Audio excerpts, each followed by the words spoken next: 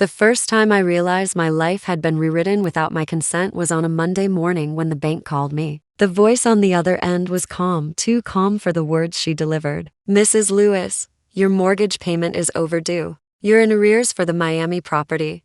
Miami property? I almost laughed. I live in Ohio, in the same modest home I shared with my late husband for 35 years. A red brick, two-story house with peeling shutters, not a mansion in Miami. The woman repeated it, as if I were slow. "Yes, the mansion purchased under your name. We've sent 3 letters already." My chest tightened. I hadn't received any letters. I asked her to describe the house. She did. Ocean view, marble drive, 6 bedrooms, infinity pool. Price tag, $3 million.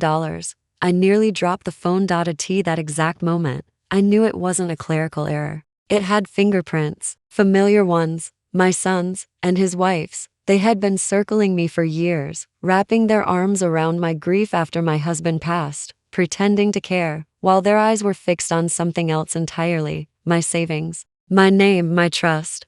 But this mansion in Miami, this was bold, criminal bold. I didn't yell at the bank. I didn't beg. I simply asked for every document they had on file. My voice was calm, measured, because in that instant, fury had sharpened into clarity. When I hung up, I sat in my quiet kitchen staring at the photographs on the wall. Family dinners, Christmas mornings, birthdays. My son grinning, his wife's perfect smile pressed against his. I whispered to the empty room, "So this is how you repay me." And then I began to plan. But let me back up, because you need to understand how betrayal this deep doesn't come overnight. It seeps in slowly, like a leak under the floorboards, until one day your whole house collapses. It started small. A year ago, my son Mark and his wife Alana began visiting more often, bringing casseroles, flowers, asking about my health. At first, I was grateful. They said things like, "Mom, you shouldn't worry about the bills. Let us help you with the mail." Or, "Mom, you don't need to be alone at the bank. We'll come with you." Kindness, I thought, support. But in reality, they were moving pieces on a chessboard I didn't even realize I was playing. The letters the bank claimed to have sent. I never saw them because Mark had quietly changed my mailing address to his house. He said it was for convenience, in case I missed something. The phone number on file changed too, to Alana's and my signature. Oh, they forged it beautifully. On the loan documents, on the purchase papers, my name in neat cursive, tying me to a mansion in Miami I never stepped foot in. The shock of that discovery nearly sent me reeling. But I didn't collapse. No, I stood taller, because I realized something. This wasn't just about money. This was about power, about erasing me.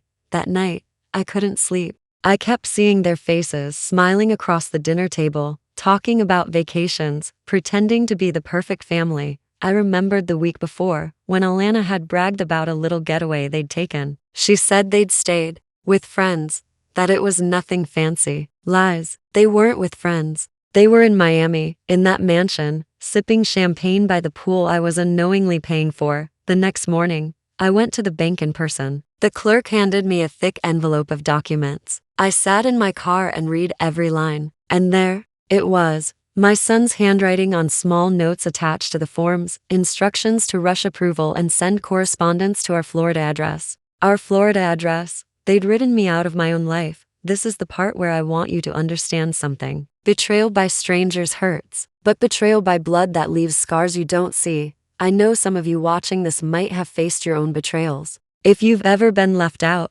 lied to, or stripped of something that was yours, you'll understand the fire that lit inside me that day. And if you know exactly what I'm talking about, leave a comment below and tell me where you're watching from. Because stories like this, they're not just mine, they're ours.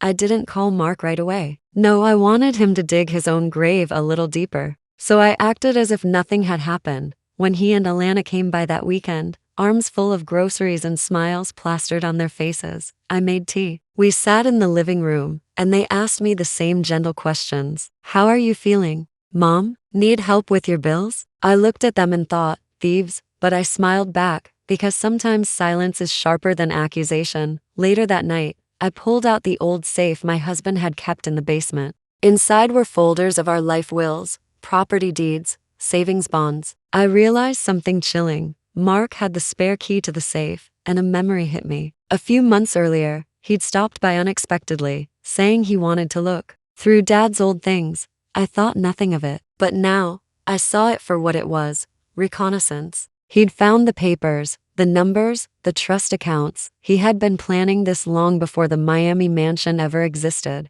I sat in the basement holding those documents, shaking not from weakness but from rage. My husband had worked his whole life to build something stable for us. I had taught Mark better, or at least I thought I had. And yet here I was, betrayed by my own son. I whispered again, louder this time, "This isn't over," because it wasn't, not by a long shot. The next week brought the first confrontation, not face to face, but through the mail. Yes, the very mail they'd stolen from me. By sheer luck, one letter was misdelivered back to my address. A glossy pamphlet from a Miami luxury realtor addressed to the Lewis family, Oceanfront Estate.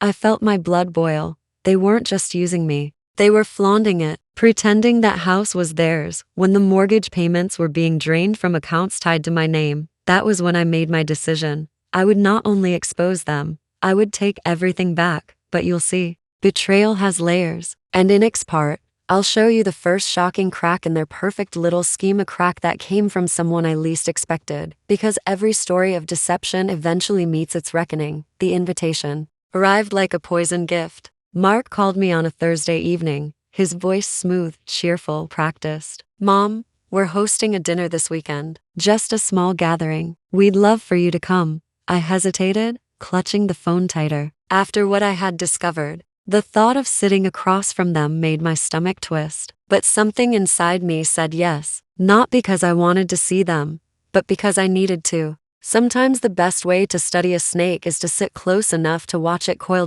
So I agreed. "Of course, sweetheart, I'll be there." When Saturday came, I dressed carefully, not flashy, not weak. I wore the navy dress my husband had once loved, the one that made me feel steady and strong. I looked in the mirror and told myself, "You're not walking into their home as a victim. You're walking in as a witness." Their house wasn't a mansion like the one in Miami, but it was polished. Alana opened the door with her perfect smile, that sharp glint in her eyes hidden beneath a practiced warmth. "So glad you could make it, Mom," she said, kissing the air beside my cheek. Inside I saw the spread, candles, fine china, a roast glistening on the table. And guests, neighbors, friends, even Mark's colleagues. They had curated an audience. I realized then the dinner wasn't just a gathering, it was a stage. And I was the centerpiece. As we sat down, I noticed the wine bottles. Imported, expensive. Not the kind they could buy on Mark's salary alone. My heart tightened, because I knew exactly where that money had come from. My money. Halfway through dinner, Alana raised her glass. "To family," she said, her voice bright, rehearsed. "To building a life worth celebrating." Everyone clinked glasses, laughter bouncing off the walls. I lifted mine too, though the taste in my mouth was bitter. Then it happened. One of Mark's colleagues leaned over and said, "Mark, that Miami place you mentioned sounds incredible. You're lucky your mom set you up so well." The table fell silent, just for a moment. I caught it, the flicker in Mark's eyes, the twitch at the corner of Alana's mouth. They recovered quickly, laughing, brushing it off. "Oh, just a little family property," Alana said, waving her hand. But I wasn't laughing. My fork froze midair. I set it down carefully, my pulse hammering in my ears. This was it. Proof, spoken aloud, in front of witnesses. They had bragged about the mansion, used my name like a credit card, and paraded it as their prize. I smiled, slow and sharp. "A mansion in Miami?" I said, my voice calm, carrying across the table. "I don't recall buying a mansion." The room shifted. Guests glanced between us, the tension thickening. Mark coughed, forced a laugh. "Mom, you must be confused." But I leaned forward, my eyes locked on his. Confused? Or deceived? Alana's hand tightened on her glass. Mark cleared his throat, muttering something about a misunderstanding. But the damage was done. The words hung in the air like smoke, choking everyone present. I didn't press further. Not there. Not with witnesses who didn't know the whole truth. I let them squirm, let the silence stretch, then changed the subject. But I saw it, the panic flickering in their eyes, the way their masks slipped. Just enough for me to glimpse the rot underneath. When dessert was served, I excused myself to the bathroom. On the way, I passed their office. The door was cracked open, just an inch. Inside, I saw papers stacked on the desk. Curiosity tugged at me. I glanced back toward the dining room, then slipped inside. On top of the stack was a glossy brochure, Luxury Miami Living. My heart pounded. Beneath it, a file with my name on the tab. I opened it. Bank statements, loan documents, every detail of their fraud laid bare. I snapped photos with my phone, my hands trembling but steady enough. As I scrolled through the evidence, a sound made me freeze. A floorboard creaked. I turned, and there was Alana, standing in the doorway, her smile gone, her eyes sharp as blades. "What are you doing?" she asked, her voice low, dangerous. For a moment, the air seemed to stop moving. My mind raced. Should I lie? Pretend? No, straightened my shoulders and met her gaze. "Collecting what belongs to me," I said, her face hardened. She stepped closer, lowering her voice. "You have no idea what you're getting into. Walk away, or you'll regret it." I held her stare. "No, Alana, you'll regret it." We stood there, locked in silent battle, until the sound of laughter from the dining room broke the tension. She plastered her smile back on, whispered, "Careful, old woman," and slipped past me. But I had what I needed. Proof. That night, I drove home shaking, not from fear but from resolve. They thought they had trapped me, buried me under debts and lies, but now I had the first weapon in my arsenal. Still, I couldn't shake Alana's words. "You have no idea what you're getting into." Was there more? Something deeper than the Miami mansion, something I hadn't uncovered yet. I sat in my kitchen, documents spread across the table, the glow of the lamp casting shadows that felt heavier than the room. The betrayal cut deep, but beneath it, something else stirred, determination, because this wasn't just about a house in Miami. This was about my name, my life, my dignity, and I wasn't going to let them strip it away. If you're listening to this and you've ever been underestimated, ever been told to sit down and stay quiet while others wrote your story for you, let this be your reminder. You hold more power than they think. And if you know what it feels like, leave your story in the comments. Because I know I'm not the only one. As the clock struck midnight, I gathered the photos, tucked them into a folder, and whispered to myself, this is only the beginning. Because the next part would bring the first real blow, not from me, but from an ally I never expected. Someone close to them, someone ready to betray the betrayers.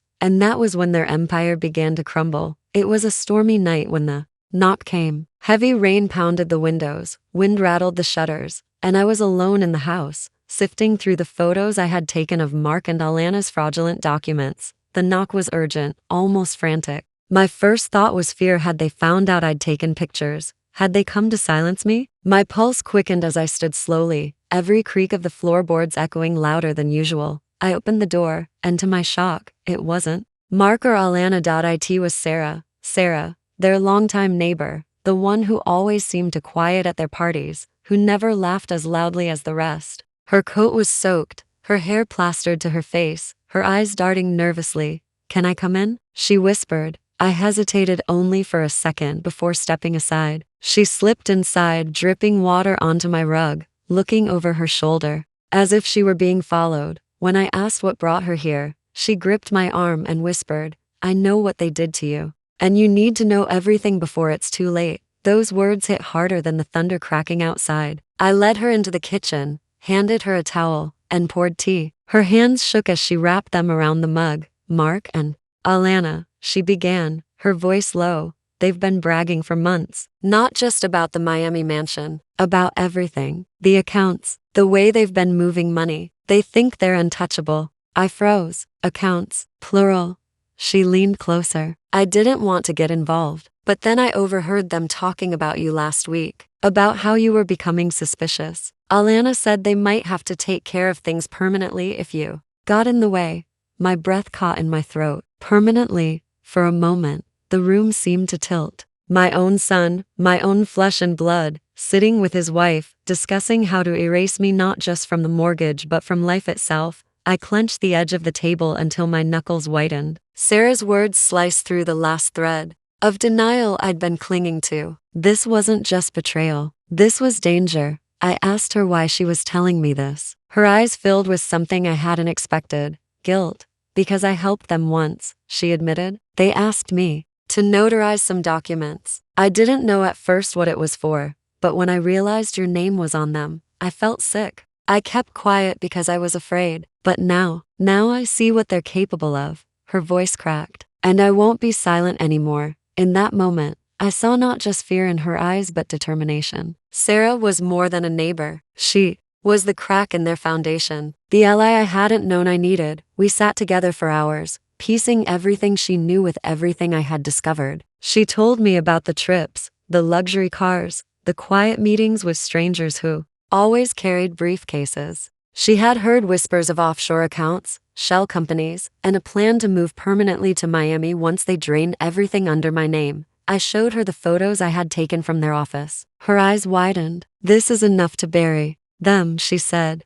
But I shook my head. "Not yet. They're clever. If I go to the police now, they'll claim it's a misunderstanding, a family dispute. They'll twist it. I need more. I need something undeniable." Sarah nodded slowly. "Then I'll help you get it." The plan began to form that night. In the dim glow of my kitchen lamp, we would watch, listen, gather every shred of evidence until their web of lies collapsed under its own weight. But as we plotted, a chill ran through me. If Sarah was right, if they had even spoken of silencing me, then every step we took was a risk. One wrong move, and it wouldn't just be my finances on the line. It would be my life. The next day, I acted as though nothing had changed. When Mark called to check in, his voice syrupy sweet, I played the part of the clueless mother. "Oh, I've been knitting, baking, keeping busy," I said lightly. "You and Alana should come by sometime." I could almost hear his relief. He thought I was still in the dark. Good, let him believe it. Meanwhile, Sarah kept her ears open. She lived close enough to overhear their late-night arguments through thin walls, close enough to notice the steady stream of packages delivered to their door, luxury items, electronics, jewelry, all funded by the money they siphoned under my name. Every detail she passed along was another nail in their coffin. But then came the twist I hadn't anticipated. One evening, Sarah rushed over again, her face pale, her breath short. "You need to hear this," she gasped. She had overheard a phone call. Mark, speaking in a hushed tone, telling someone, "The Miami mansion is just the start. Once we move everything, she'll have nothing. Not the house, not the accounts, not even the pension. It'll all be under us." My heart stopped. Not even the pension. That pension was the last piece of security my husband had left me. And now they were plotting to strip that away too. I felt the fury rise, hot and sharp, but beneath it was something stronger, resolve. If they thought they could erase me,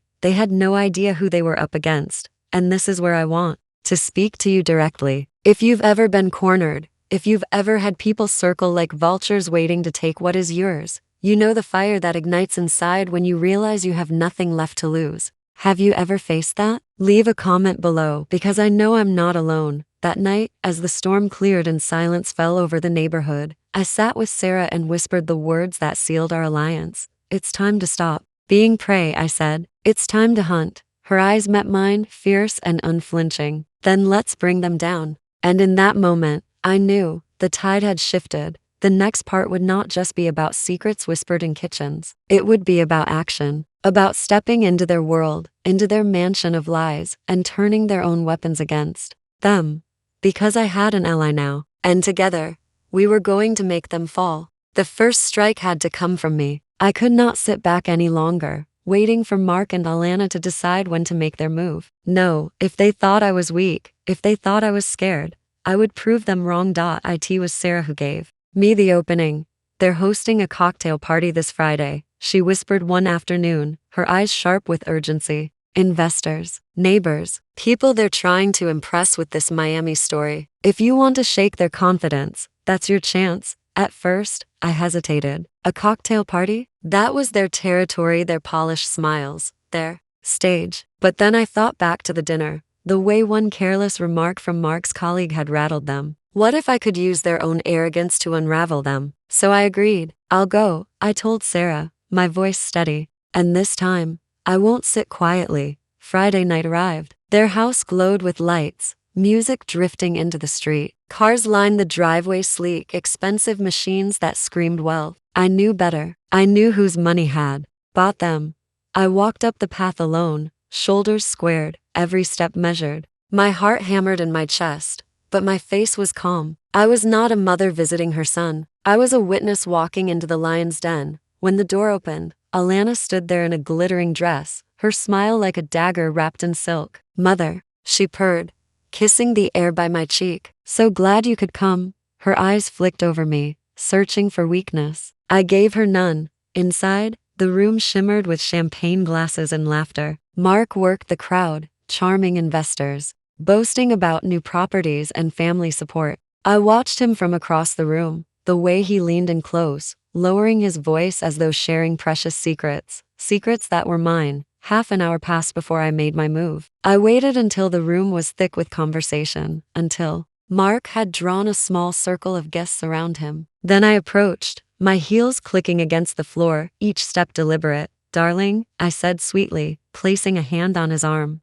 I couldn't help overhearing. "You were telling them about Miami?" The circle turned toward me. Mark's smile faltered just slightly. "Mom," he said, his tone forced, "why don't you grab a drink? We're just talking business." But I didn't move. I met the eyes of the investors, men in sharp suits holding glasses of champagne. "Business," I repeated, my voice clear. Interesting word, because I was under the impression that Miami Mansion was bought under my name. The silence hit like a crack of thunder. The investors exchanged glances. Mark's face drained of color. Alana swooped in, laughter bubbling from her lips. "Oh, she's joking," she said quickly. "Mother has such a sense of humor." I tilted my head, smiling. "Am I joking, Mark?" His jaw tightened. I saw the muscle twitch. His hand clenched around his glass until I thought it might shatter. The guests shifted, the tension thickening. One of them cleared his throat. "Mark, is this true?" he stammered, fumbling for words while Alana grabbed his arm.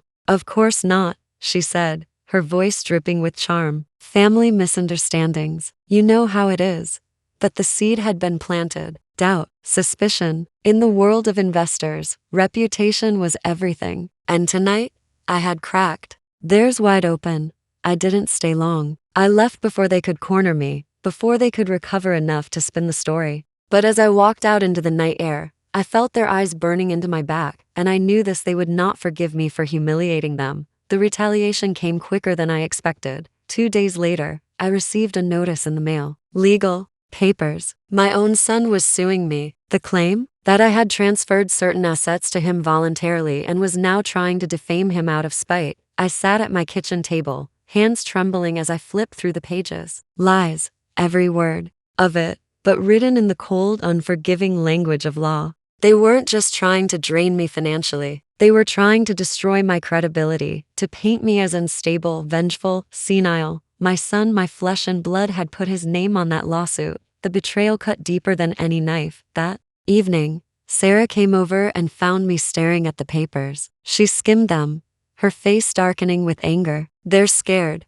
she said. "This is desperation. They're trying to silence you before you can go public." Her words steadied me. She was right. If they were confident, they wouldn't need lawsuits. They wouldn't need to smear me. They would simply ignore me. No. This was proof that I had struck a nerve, and it only made me more determined. The next move had to be precise. Sarah suggested we gather direct recordings, proof of their words, their arrogance, their confessions. She had a friend who could help with discreet devices, small enough to plant in their home. It was risky, but what other choice did I have? "They won't stop until they've taken everything," I whispered, clutching the papers. "And if they want war, I'll give it to them." Days later, I found myself back at their house. This time, I wasn't an invited guest. Sarah had tipped me off that Mark and Alana would be out all evening. Heart pounding, I slipped through the side gate, the night air heavy with silence. Inside, their house was immaculate to immaculate, almost sterile, as though it were a showroom rather than a home.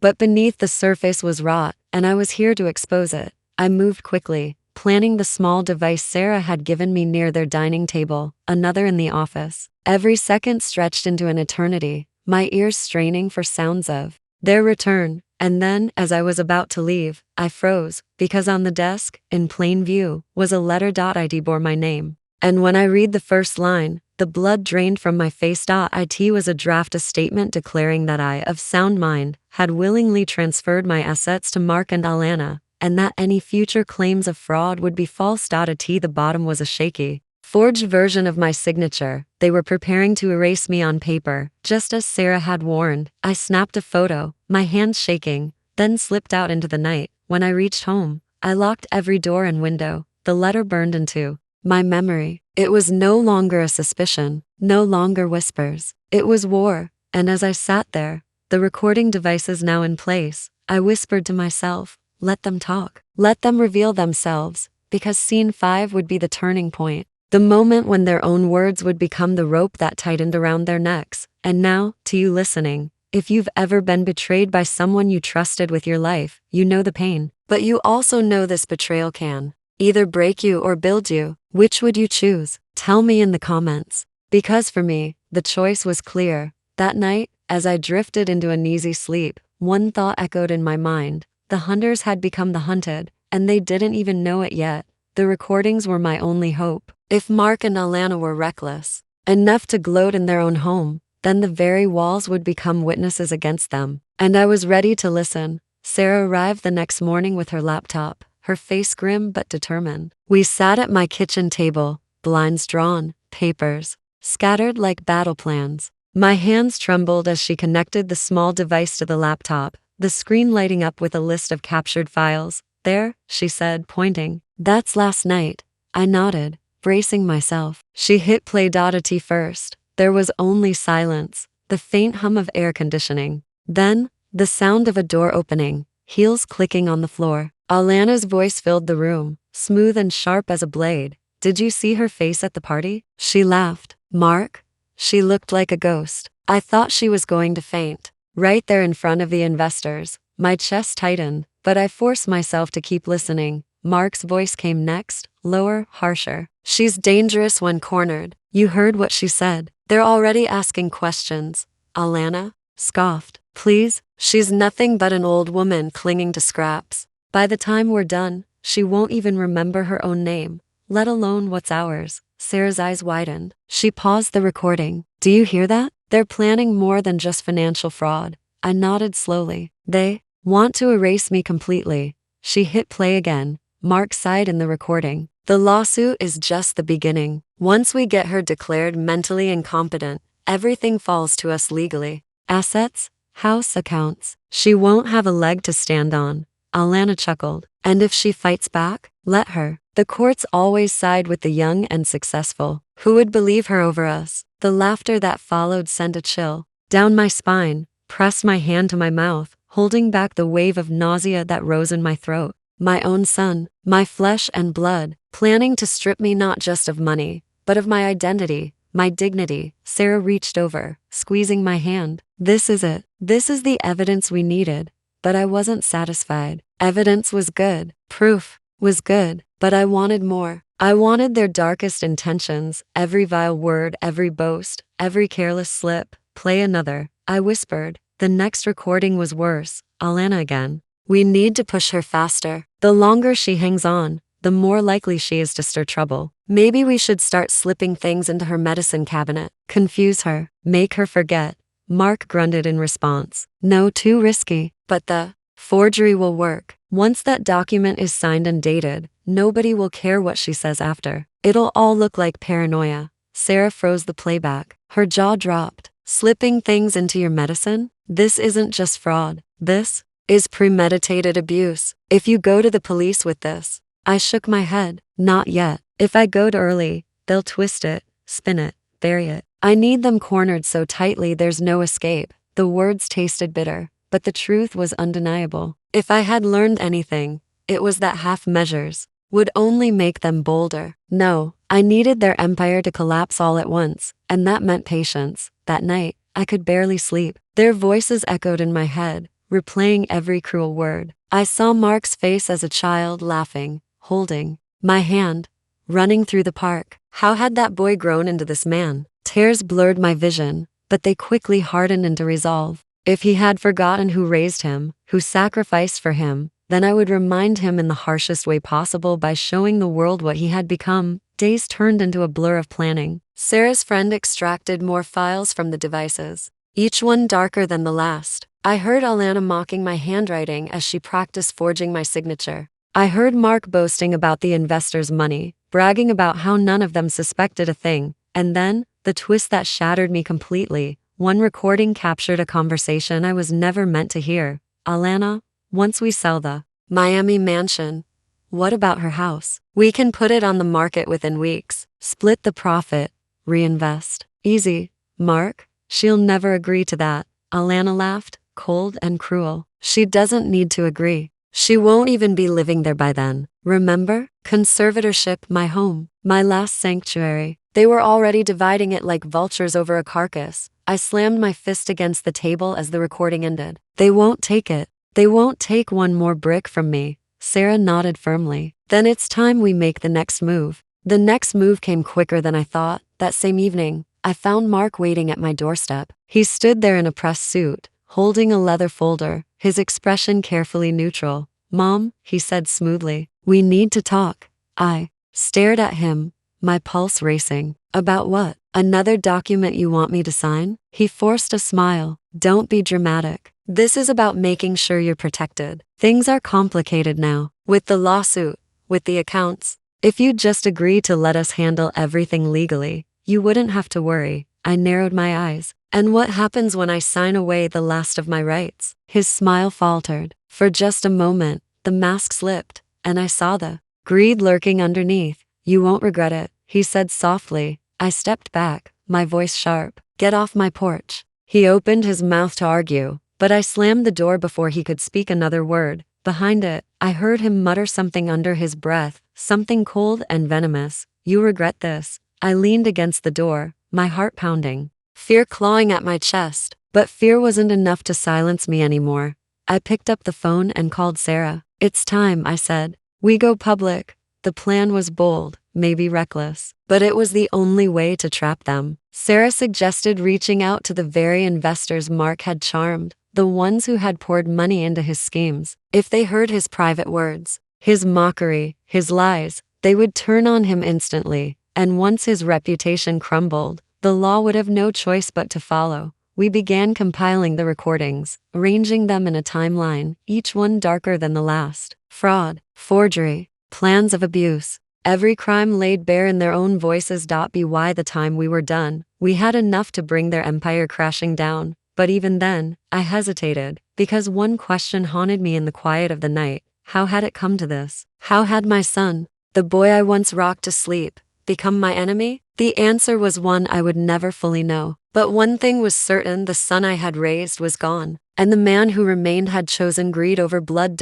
So I chose survival. When I finally lay down to rest, the decision was carved into stone. Tomorrow, I would meet with the investors. Tomorrow, the truth would shatter the illusion Mark and Alana had built. And tomorrow, for the first time in years, I would stop being their victim and start being their reckoning. But as I drifted into uneasy sleep, one thought clawed at me, sharper than all the rest. If they discovered what I was about to do, they wouldn't just try to erase me on paper. They would come for me in ways far darker than I could imagine. To everyone hearing this story, betrayal is not always loud. Sometimes it whispers in the walls of your own home. If you've ever been silenced by someone who should have protected you, speak now. Leave your voice in the comments, because silence only feeds the predators. And with that, the next part ends not in peace, but with a knife-edge promise. The battle lines were drawn. The war was about to begin. The morning sun glared through my blinds as if daring me to back down. My heart raced, but my mind was set. Today was not about mourning what I had lost. Today was about exposing the thieves who had stolen it. Sarah sat across from me at the kitchen table, her laptop open, files arranged in meticulous order. She looked at me like a general ready for battle.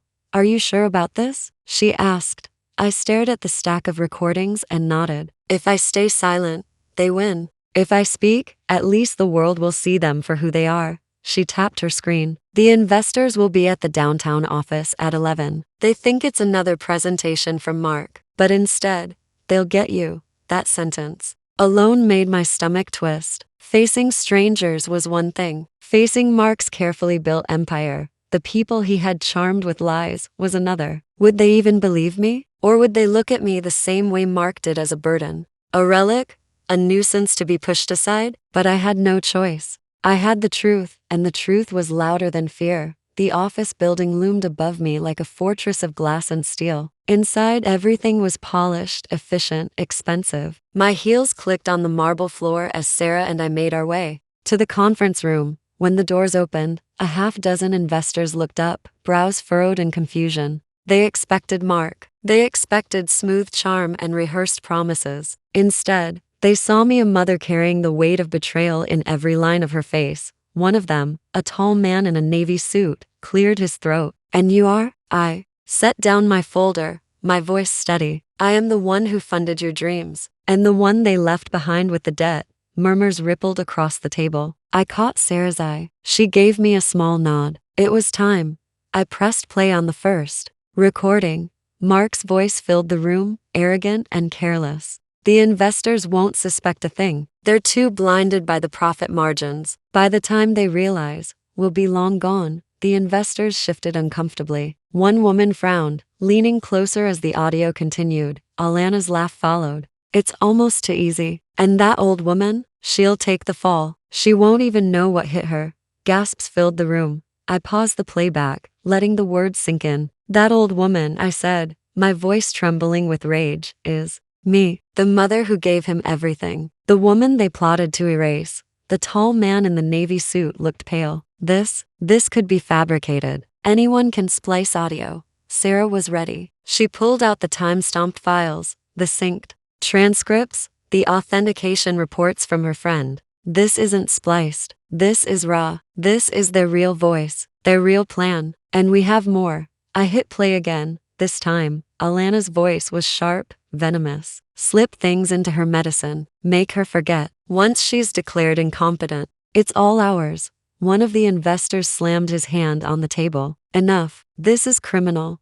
But I wasn't done. I played the final clip. "Mark, cold and certain. Once the Miami property sells, her house is next. She doesn't even know we've already drafted the paperwork." The room went silent. I looked each of them in the eye. "These are the people you trusted with your money. These are the people who dined with you, laughed with you, promised you riches. And they were building it all on fraud, on lies, on my destruction." The woman investor shook her head slowly. "We were fooled." Another man muttered under his breath, "We'll sue him into the ground." For the first time in weeks, I felt the ground tilt in my favor. The weight of proof was undeniable. But victory is never simple, because just as I exhaled, the door to the conference room burst open. Mark stormed in, Alana at his side, their faces masks of fury. He froze when he saw me standing at the head of the table, his eyes narrowing like a predator caught in his own trap. "What is this?" he demanded. His voice cracked through the room like thunder. I straightened, refusing to look away. "The truth." Alana's gaze flicked to the laptop, then to the stunned investors. "You can't believe this nonsense," she snapped. "She's sick. She's paranoid. She's..." The tall investor cut her off. "Enough." We heard the recordings. Mark's face drained of color. He tried to smile, tried to spin it like he always did. "This is taken out of context. Jokes, brainstorming, nothing illegal." But the room wasn't buying it. And for once, neither was I. I stepped closer, my voice rising. "You plotted to erase me, to poison me, to sell my home, to leave me with nothing. And you laughed while doing it." Alana sneered. "You think anyone will side with you? Look at you, desperate, clinging to pity." That was her mistake. Because pity wasn't what filled the room anymore. It was outrage. The investors turned on them like wolves. Accusations flew, voices rose, demands were made. Mark tried to calm them, but his words crumbled under the weight of proof. But then came the twist I hadn't prepared for. Alana, her eyes blazing, leaned close to Mark and hissed, "We still have the documents. If she thinks this will stop us, she's wrong." My blood ran cold. What documents? What else had they forged? Sarah's hand brushed mine under the table. "Stay calm. We'll uncover it." But my instincts screamed otherwise. If they had another plan, if they had already set something in motion, then this was far from over. Security arrived to escort them out, but not before Mark locked eyes with me. His expression was no longer polished, no longer charming. It was raw, vengeful, dangerous. "You've made a mistake," he whispered as he passed. "One you won't live to regret." The words hit like a knife. My hands shook, my breath caught. This wasn't just a financial war anymore. This was personal. This was survival. The investors, rattled and angry, promised legal action. Sarah gathered the files, her movements quick and precise, but my mind lingered on Mark's threat, "One you won't live to regret." Those words burrowed deep, turning my small victory into a new kind of terror. That night, back at home, I sat alone. In the dark, my house, once my sanctuary, felt like a cage. Every creak in the walls, every shadow outside the window made my heart race. I wasn't just fighting for money anymore. I was fighting for my life. And now, I turn to you who are listening. What would you do if the very child you raised turned predator? Not just against your future, but against your safety. Would you stay silent? Or would you fight, even knowing it might cost you everything? Tell me, because your words matter more than you know. This part ends not with closure, but with a chilling escalation. A son's empire cracked in public, but his whispered threat promised a storm far worse than financial ruin. The night after the confrontation should have felt victorious. I had faced the investors, revealed the truth, torn through Mark's carefully woven lies. But victory is fragile when your enemies are your own blood. And Mark's final words haunted me, "One you won't live to regret." I barely slept. Every sound in the house twisted into danger. Every shadow outside the window became a threat. By dawn, I knew I had to act before fear consumed me. Sarah arrived early, coffee in hand. She tried to reassure me. "They're cornered. Now, the investors won't back them. The lawsuits will crush them." But my hands shook as I lifted the cup. "You didn't hear the way he said it, Sarah. It wasn't just about money. It was a promise." And as if the universe wanted to prove me right, a knock thundered on the door. I froze. Sarah's eyes narrowed. "Stay here." She moved cautiously, pulling the door open just a crack. On the porch sat a plain white box. No note, no return address. Sarah carried it in, her jaw tight. She opened it slowly, and we both gasped. Inside was a stack of photographs. Photos of me sleeping. Photos of me at the grocery store. Photos of me sitting right here, at this very table. Someone had been watching me. The air left my lungs. "He's stalking me." Sarah clenched her fists. "This isn't just intimidation. It's harassment. We need the police." But when the police arrived, they shrugged. "Without proof it's him. We can't do much." Could be anyone. Anyone. The word tasted bitter, because it wasn't anyone. I knew it was Mark. This was his style: control through fear, power through paranoia. But if he thought fear would break me, he had forgotten who I was. That night, I set up cameras around the house. Sarah's friend installed alarms and motion sensors. But even as technology surrounded me, my mind replayed those photos. How close had he been? How long had he been watching? And then the phone rang. I answered cautiously. Silence. Then a voice I knew too well. "Enjoying the pictures, mother?" My blood turned cold. "You won't win," I said, my voice trembling. He chuckled, low and cruel. "I already have. The investors will sue, but you'll be the one dragged through the mud. Elderly, confused, vindictive. They'll see you as pathetic. And when it's over, you'll beg me to take you back." I slammed the phone down, my whole body shaking. The next morning, Sarah found me pacing. "We can't just react. We need to strike back." "How?" I asked. She opened her laptop. "If he wants to play dirty, we'll get dirtier. We dig into his accounts, his movements, his contacts. Somewhere, there's proof of more fraud. Proof that can destroy him completely." I stared at her determination and felt a flicker of hope. My son thought I was weak, but he forgot I raised fighters. Days passed in tense rhythm. Sarah scoured financial trails while I kept watch, my nerves frayed by every creak in the floorboards. And then Sarah found it. She burst into the room, eyes wide. "Look at this." She showed me wire transfers. Large sums of money moved from Mark's business accounts into shell companies. Money that didn't line up with investor funds. But it wasn't just money. It was names, offshore accounts linked to criminal groups, connections I never imagined he had. "He's not just a liar," Sarah whispered. "He's laundering money." The room spun. My son, my own son, tied to criminals. This wasn't just betrayal anymore. This was dangerous beyond measure. That evening, as we debated what to do, a loud crash shattered the silence. We rushed to the window. My car, parked in the driveway, was in flames. I screamed as fire consumed it, the heat radiating through the glass. Sarah yanked me back. "This is arson. He's escalating." We called the fire department, the police. They came, they wrote reports, but again, no proof, no fingerprints, no witnesses. The officer looked at me with pity. Do you have enemies, ma'am? I almost laughed. Enemies? Only the son I gave everything to. That night, fear wrapped around me like chains. If he could burn my car. What was next? My house? My life? I lay awake, clutching the phone, when I heard it. A faint scratching at the back door. My heart slammed in my chest. I crept to the kitchen, the motion light flicking on outside, and there he was, Mark, standing in the yard, his face half shadowed, his eyes locked on mine. I froze. He didn't move, didn't speak, just stared. Then slowly, he raised his hand, and Mim turning a key in a lock, my lock, and then he disappeared into the night. The police arrived too late. No trace, no proof, but his message was clear. I can get in whenever I want. Sarah was livid. We need to go to the press, expose him publicly, make him too visible to touch you.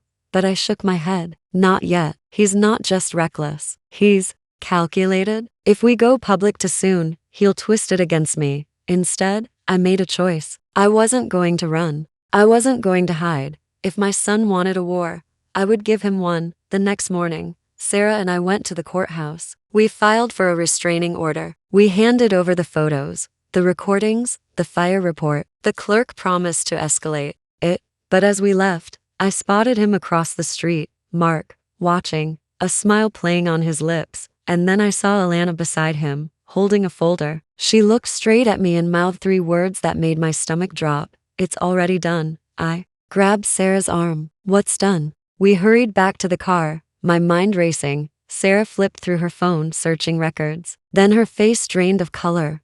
They filed something in court. Guardianship papers. They're trying to declare you incompetent again, but this time, with forged medical records. My heart pounded. They're not just trying to ruin me, they're trying to erase me. I sat frozen, the city rushing past outside the car window. My son had gone beyond betrayal. He had crossed into annihilation, and suddenly, I realized. The mansion in Miami wasn't the prize, it was the distraction. The real prize was me, my identity, my existence.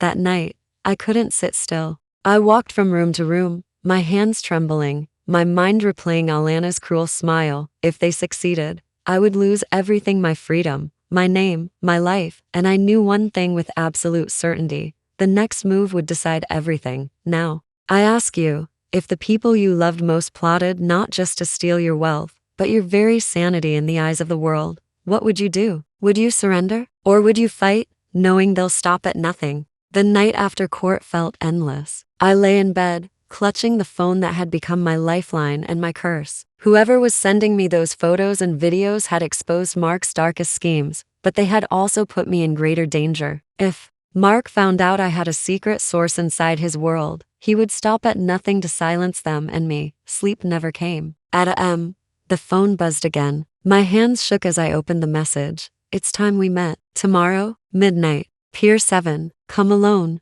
I nearly dropped the phone. Sarah burst into the room when she saw my face. What is it? I showed her the message. Her jaw tightened. This could be a trap. I nodded. Or it could be the only chance to end this. The following night, I drove to the pier, heart hammering. The air smelled of salt and diesel. The water was black, the dock empty but for one shadowed figure leaning against a post. When I stepped closer, he turned. A man in his 50s, face weathered, eyes sharp. You don't know me, he said, voice low. But I know your son. I swallowed hard. Who are you? He extended a hand. Name's Victor Santos. My breath caught. Victor, the man in the photo, the one shaking hands with Mark. He nodded grimly. That's right. And that's why I'm here. Because I'm done working for him. I should have run. But something in his eyes, a mix of guilt and fury, rooted me in place.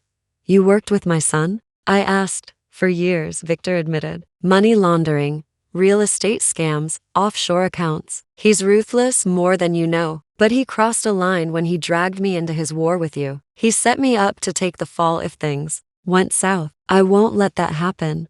My chest tightened. Why help me? He glanced at the water, then back at me. Because I've done bad things, but not this. Not to a mother. He wants you destroyed, locked away, forgotten. And if he wins, I'll be his next victim. Helping you is the only way I save myself. Victor pulled a small flash drive from his coat pocket and held it out. This has everything. The real accounts, the offshore transfers, the shell companies. Proof your son's empire is built on fraud. I stared at it, unable to breathe. With this, I can end him. He shook his head. Not yet. If you use it now, he'll bury it in counterclaims and fake reports. You need a strategy. Strike at the right time. I closed my fingers around the drive, my heart pounding, and then headlights flared at the far end of the pier, a black SUV. Victor swore under his breath. He's here. He must have tracked me. Doors slammed. Figures stepped out. Mark's men.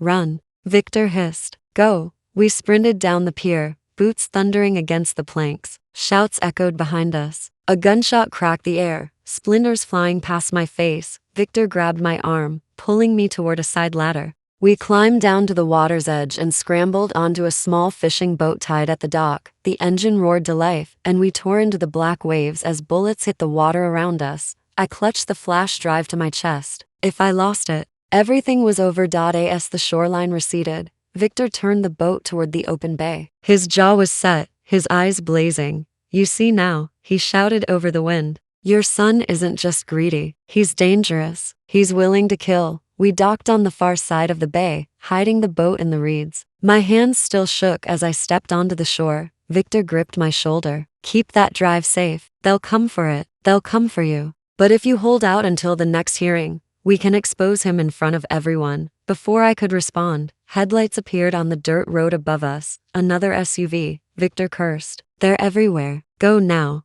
He pushed me toward the trees. But before I could run, a familiar voice cut through the night. Mother? I froze. Mark stood at the top of the hill, flanked by two men. His face was shadowed, but his smile was unmistakable. You didn't really think you could outsmart me, did you? Victor stepped forward. It's over, Mark. I've got the proof. Your games are finished. Mark laughed, low and cold. You think she can protect you? She's nothing. Always has been. She raised me to believe weakness was love, and I outgrew her. His words hit me like knives. But then he turned his gaze on me, eyes blazing. Hand over the drive, and maybe I'll let you walk away. I tightened my grip, shaking my head. Never.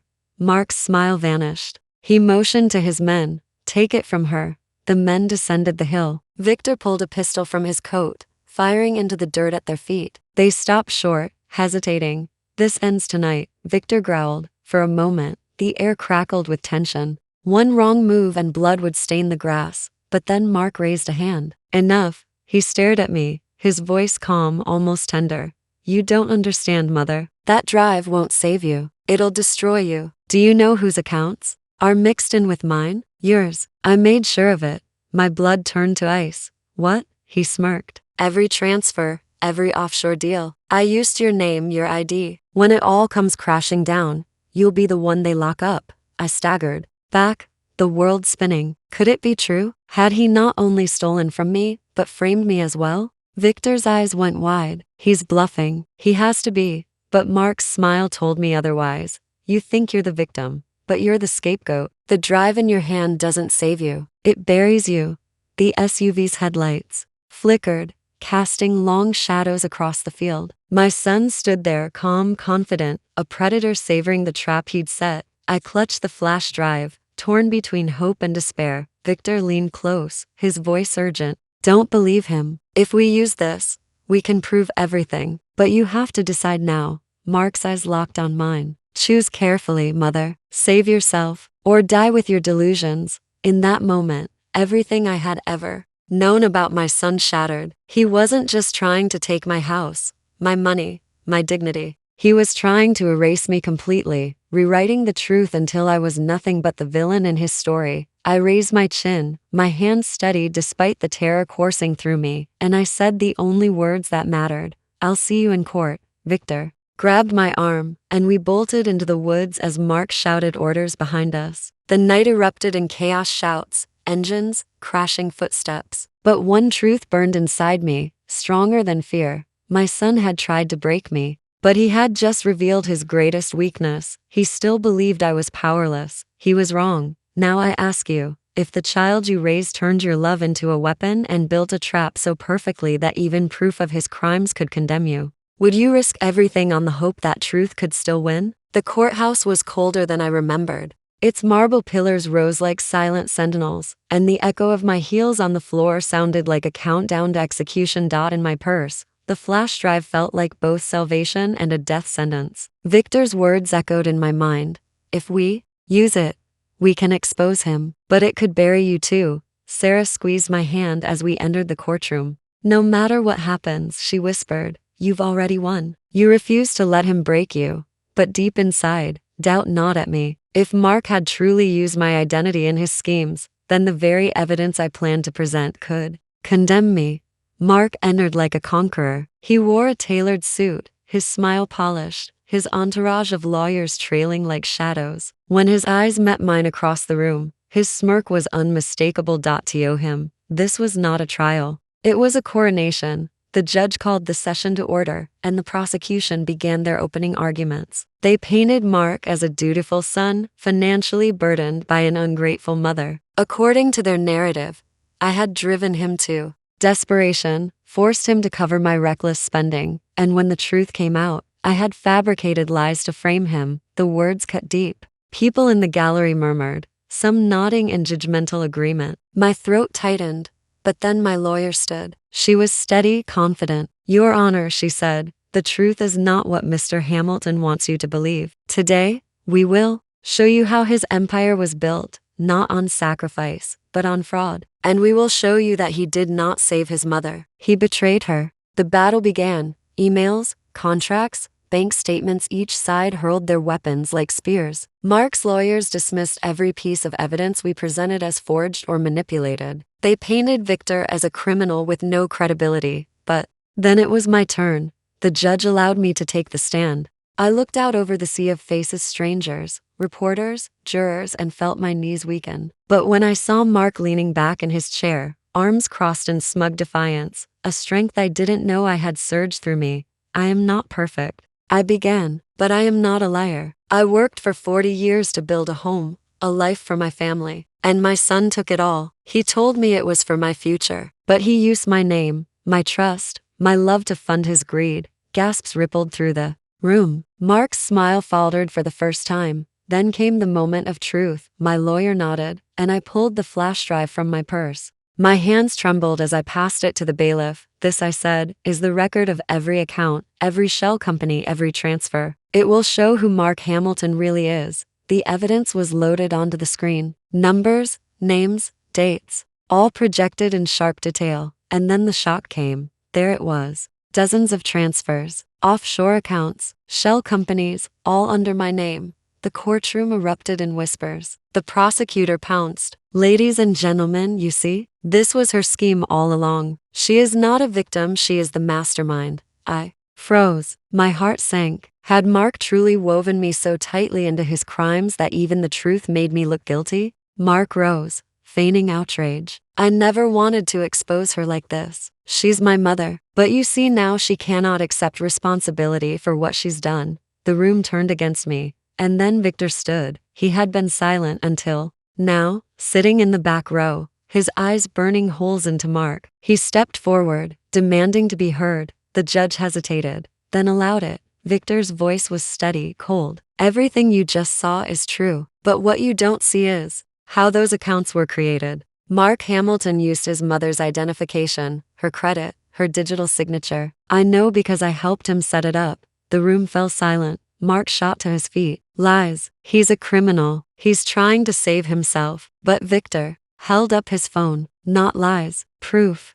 He played an audio recording. Mark's voice filled the courtroom, clear and undeniable. Put it under her name. If it blows up, she takes the fall, not me. Gasps filled the chamber. Mark's face drained of color. I felt tears burn my eyes. It was true. He had done it. My own son had not only stolen from me, he had tried to destroy me completely. The judge slammed the gavel, demanding order. My lawyer seized the moment. Your Honor, the defense moves to admit this recording as evidence of fraud, identity theft, and conspiracy. The judge agreed. Mark's lawyers scrambled, shouting objections, but it was too late. The tide had turned. For hours the trial raged. On, Mark's team tried to spin the evidence, but each attempt only tightened the noose. The jury watched wide-eyed as the puzzle came together. By the time closing arguments began, Mark no longer smirked. His jaw was tight, his eyes cold, his hands clenched in fists. I looked at him one last time, and for a fleeting moment,